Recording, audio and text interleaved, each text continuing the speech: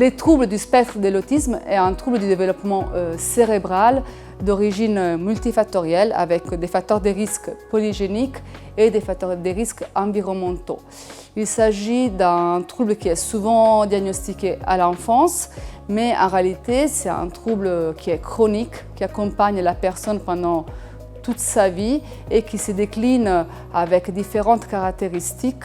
Les personnes qui sont atteintes d'un trouble du spectre de l'autisme ont une vulnérabilité à présenter des problèmes de santé physique.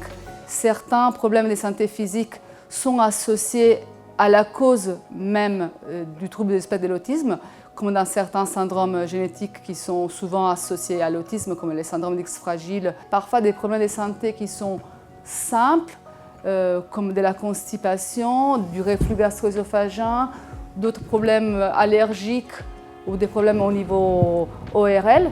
Et ces problèmes-là, du fait qu'ils ne peuvent pas les exprimer, sont des problèmes qui sont souvent moins diagnostiqués et moins traités.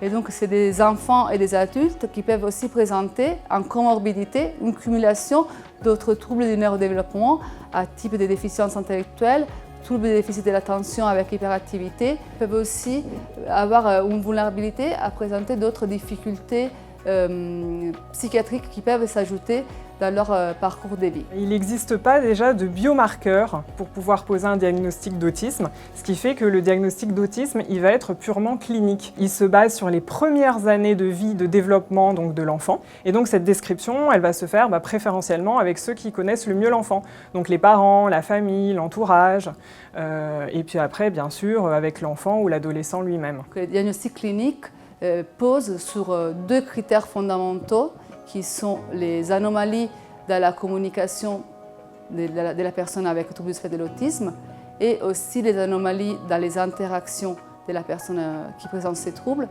Le deuxième critère pose sur la présence des comportements répétitifs, des comportements stéréotypés et aussi sur des intérêts, des activités très limitées et très restreintes. Dans nos manuels de diagnostic, nous savons que les personnes avec le trouble du spectre de l'autisme présentent aussi des particularités sensorielles à type de hyporéactivité et hyperréactivité à certains stimuli de l'environnement. Le diagnostic peut être posé par le médecin traitant, généraliste, pédiatre, ou des professionnels de deuxième ligne. Ça peut être le médecin de PMI, le neuropédiatre, le pédopsychiatre, ou encore des professionnels de centres médico-psychologiques ou de centres médico-psychopédagogiques, ou encore de professionnels d'établissements médico-sociaux. Lorsqu'il existe des désaccords au niveau du diagnostic, à ce moment-là, on peut faire une demande dans un centre de niveau 3 et c'est le cas du centre de diagnostic et d'évaluation du service, qui fait partie en fait d'un des 9 centres d'évaluation et de diagnostic de l'autisme de la région Île-de-France. À l'hôpital de la Pitié-Salpêtrière, il existe, on va dire, 4 structures principales de prise en charge pour les jeunes avec un autisme. La première, c'est le centre diagnostic autisme, donc, qui s'adresse aux enfants et aux adolescents de 3 à 18 ans. Sachant que si jamais, pour les plus jeunes, les bébés à risque, il y a des interrogations, ils peuvent aussi être pris en charge dans le service sur l'unité parentalité et petite enfance Vivaldi.